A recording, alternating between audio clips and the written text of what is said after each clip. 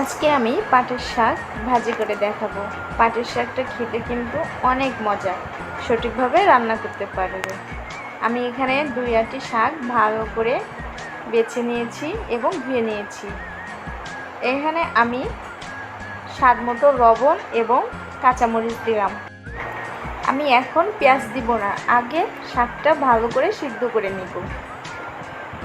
শাকটা থেকে অনেক পানি উঠে যাবে, এই পানিতেই ভালোভাবে সিদ্ধ হয়ে যাবে। এই পানিটা ফেলে দেওয়ার দরকার নেই। সম্পূর্ণ শাকটা ভালো করে মিশিয়ে নিতে হবে লবণ এবং কাঁচামরিচের সাথে। ভালোভাবে উল্টিয়ে পাল্টিয়ে নেড়ে দিতে হবে যেন শাকটা ভালো করে সিদ্ধ হতে পারে।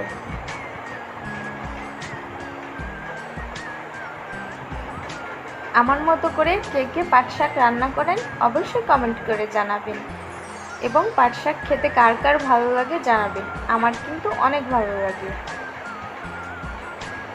পাট শাকটা খুব ভালো করে সিদ্ধ হয়ে আসলে আমি এটাকে নামিয়ে নিব।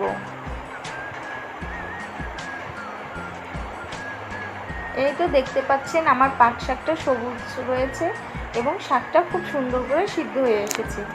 এবার আমি পাট শাকটা উঠিয়ে রেখে দিব। এবার ওই কড়াইতেই আমি পর্যাপ্ত পরিমাণে তেল নিব। তেলটা একটু বেশিই নিতে হবে।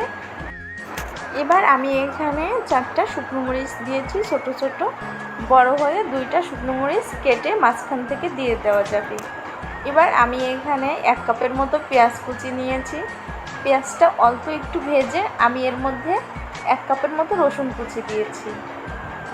এই শাকে পেঁয়াজ এবং রসুন কুচিটা বেশি দিলে শাকটা খেতে খুবই ভালো লাগে। পেঁয়াজ এবং রসুন কুচিটা একটু নরম হয়ে আসলে আমি এর মধ্যে শাক দিয়ে দেব। খুব বেশি লালচে কালার করা যাবে না। যখন এরকম একটু কালার চলে আসবে তখন আমি এর মধ্যে সিদ্ধ করে রাখা শাকটা দিয়ে দেব।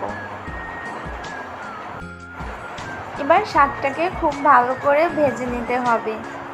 বন্ধুরা, এতক্ষণ যারা আমার ভিডিওটি দেখছেন একটা লাইক দিয়ে দিবেন, এবং আমার চ্যানেলে যদি আপনি নতুন হয়ে থাকেন তাহলে আমার চ্যানেলটি সাবস্ক্রাইব করার অনুরোধ রইল। আমার মতো করে কে কে শাক ভাজি করে খান অবশ্যই কমেন্ট করে জানাবেন। এবার আমার এখানে আরেকটু লবণ লাগতো, সেজন্য আমি এ পর্যায়ে লবণ দিয়ে দিলাম। শাকটাকে ভালো করে নেড়ে চেড়ে নামিয়ে নিতে হবে।